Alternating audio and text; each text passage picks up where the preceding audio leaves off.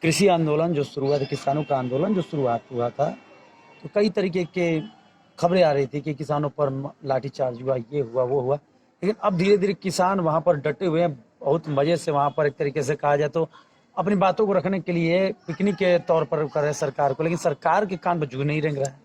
देखिए, आज़ादी के आंदोलन में 1857 में खेत में काम करने वाला किसान और हाथ में हथियार लिया हुआ फौज में दाखिल किसान, वो भी किसान के बेटे थे, ब्रिटिश हुकूमत से लड़े और ब्रिटिश हुकूमत के तोपों के सामने अपना सीना तान दिए, शहादत दिए। तो जब इस देश के किसान ब्रिटिश हुकूमत से खौफ नहीं खाए, ब्रिटिश हुकूमत के तोप उन्हें डिगा नहीं सका, ये मोदी सरकार के आंसू गैस और लाठी और उनकी गोली उन्हें क्या डिगा सकती। और इसीलिए किसान वहां डटे हुए हैं। मोदी सरकार के दमन और लाठी, आंसू गैस, वाटर कैनन से उन्हें कोई खौफ नहीं। वो कह रहे हैं कि हम तब तक वापस नहीं आएंगे जब तक ये तीनों कृषि कानून वापस सरकार नहीं ले लेती। तो इस तरह से जीवन मरण का सवाल है, ये देश बचाने का सवाल है, ये खेत खेती किसान बचाने का सवाल है, संविधान बचाने का सवाल है, ये लड़ाई। आप विधायक जी, आज प्रेस वार्ता आप आयोजित किए हुए हैं और प्रेस वार्ता आज कृषि बिल को लेकर है, क्या कहेंगे, बताइए। आजादी के बाद देश में जबरदस्त किसान आंदोलन छिड़ा हुआ है। 3 कृषि कानूनों के खिलाफ देश के किसान बहादुराना संघर्ष कर रहे हैं। दिल्ली की हुकूमत को किसानों ने घेर लिया है। किसानों का कहना है कि ये किसानों के खिलाफ में ये कानून है, अंबानी अडानी के लिए, कॉरपोरेट घरानों के लिए ये कानून है, ये हमारे लिए मौत का वारंट है। सरकार कह रही है किसान भ्रमित है। मैं कह रहा हूँ मोदी जी से, भाजपा सरकार से, ये किसान और देश भ्रमित नहीं है। आप इन तीनों कृषि कानून को वापस लीजिए। खेती में अंबानी अडानी का राज नहीं चलने दिया जाएगा। खेत खेती और किसानी हम लोग बचाएंगे, देश बचाएंगे। ये देशद्रोही कानून है, ये भुखमरी पैदा करेगा। ये कृषि से गरीबों, मजदूरों, दलितों को रोजगार छिन जाएगा। ये देश में पहले से ही भुखमरी है, कुपोषण है।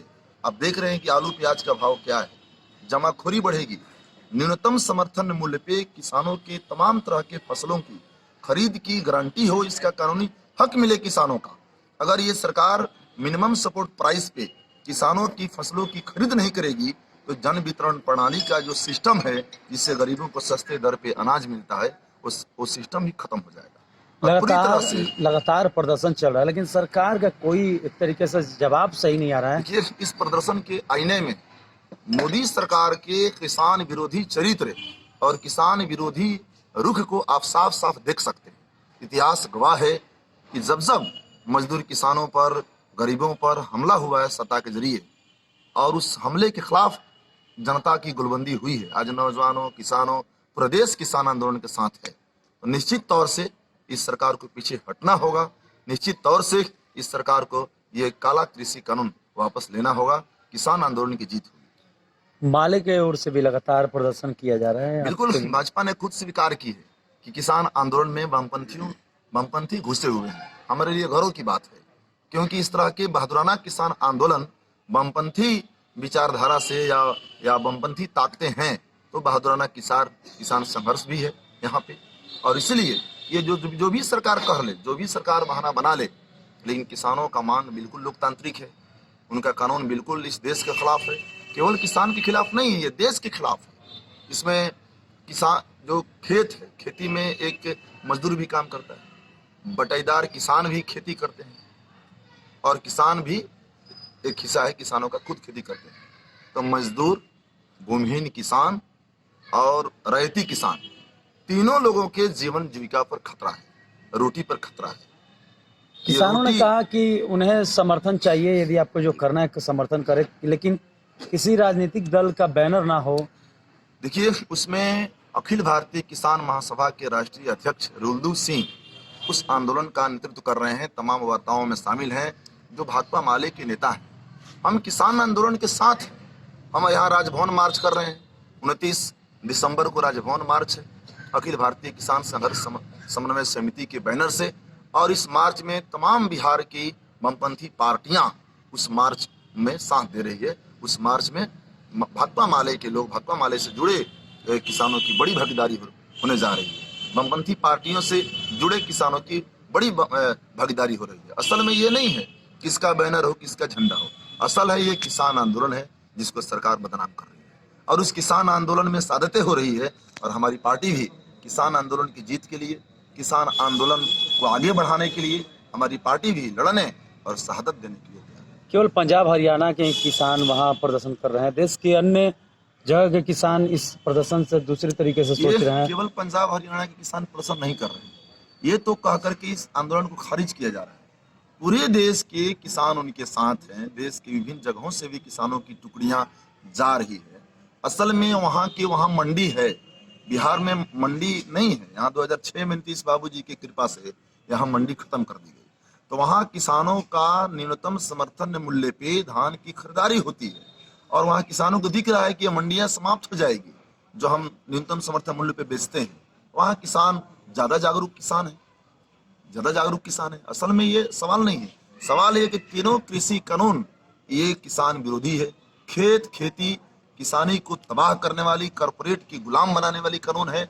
और इस कानून के खिलाफ किसान आंदोलन का नेतृत्व पंजाब और हरियाणा के किसान सबसे अग्रिम मोर्चे पर है। क्या लगता है कि अभी केंद्र की जो सरकार है, हरियाणा और पंजाब के किसानों को हम सलाम करते हैं। केंद्र की जो सरकार है, भाजपा की सरकार कहिए, तो क्या लगता है कि ये जानबूझकर इस तरीके का रणनीति अपना कर किसानों के साथ इस तरीके, या देखिए वैसे तो इनका वादा था कि 2020 तक किसानों की आमदनी दुगनी करेंगे। और ये न्यूनतम समर्थन मूल्य स्वामीनाथन आयोग का जो सिफारिश है कि लागत जोड़ करके और उसका 50% देना है, उससे पीछे हट रहे हैं। किसानों की सरकारी खरीद हो उनके फसलों का, इनको कानूनी अधिकार देने में दिक्कत है। ये बिल्कुल ही खेती किसानी को ये अंबानी अडानी देश के कॉर्पोरेट हाउस को बेच देने का, माने बिल्कुल उन पर कब्जा कर लेने का, और खेती किसानी से इस देश के मजदूर किसानों गरीबों को बाहर का रास्ता दिखाने का ये कानून है। इसलिए मैं कह रहा हूँ ये मौत का उनके लिए वारंट है।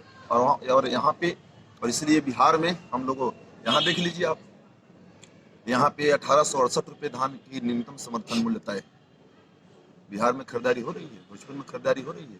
नहीं हो रही है। 900 से लेकर के 1100 1200 भी होली के करार 4 माह बाद उनको पैसा मिलेगा। रबी की फसल की बुआई है, कहाँ से खाद आएगा, डीजल आएगा, बीज आएगा, जुताई आएगा, सिंचाई आएगा। किसानों के बच्चियों की शादी ब्याह का मौसम है, न्योता हकारी की मामला है। तो ये किसान 10 रुपये 11 रुपये किलो और माने 1000-1200 रुपये क्विंटल धान बेचने के लिए मजबूर है। और सरकार केवल कागज पर बोल रही है। यदि सरकार कानून वापस नहीं लेती है तो आगे किस तरीके का सभी जो भी पूरे देश में विपक्षी किसान दल है? आंदोलन छिड़ जाएगा। अभी देखिए 29 दिसंबर को हम लोग राजभवन मार्च कर रहे हैं।